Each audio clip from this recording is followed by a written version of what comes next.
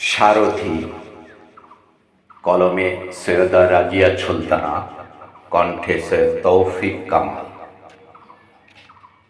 Unfortunately তোমার সঙ্গে আমার দেখা হয় 100 ফিট রাস্তার এক রেস্তোরাঁর সামনে।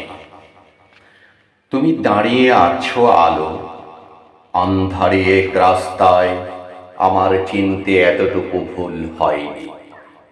সেই চোখ, উদাস চাহনি, এলোমেলো চুল, যেখানে ছিল রাজ্যের স্বপ্ন, অনুভব করলাম তোমার খলখলিয়ে হাসি। মুখের হাসিটা কোথায় উদাও হয়ে গেছে। সেখানে আছে বিষাদ, বিষণ্ণতা। দূর থেকে মনে হচ্ছে তুমি যেন দীর্ঘশ্বাস ফেলছো মনের অজান্তে। ভার্সিটিতে পড়বার সময়ে এর কথা মনে হলো। মধুর ক্যান্টিনে চা খাবার নামে করে গান, গল্প, তর্ক করা। তর্কটা অকারণে হতো।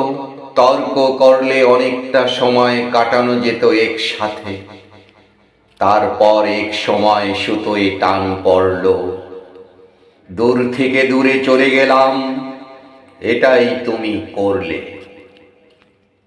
এখনো এক শহরে বাস করি, কিন্তু তুমি আমাকে আর চেনো না। যদি বলি বটবৃক্ষ কতদিন বাঁচে, আমি তোমার জন্য প্রতীক্ষা করব তার চেয়ে সহস্র বছর। তোমার ফেরার অপেক্ষায় থাকব। সারথি, তুমি আমার জীবনের প্রথম ও শেষ প্রেম। কি আবল তাবল ভাবছি, বরঞ্চ ওর সঙ্গে অনেক দিন কথা হয়নি। একটু এগিয়ে যায়। যা, কে এলো? যে সারথিকে টেনে গাড়িতে নিয়ে গেল, বেশ বদমেজাজি আর রাগান্বিত স্বরে নিয়ে গেল।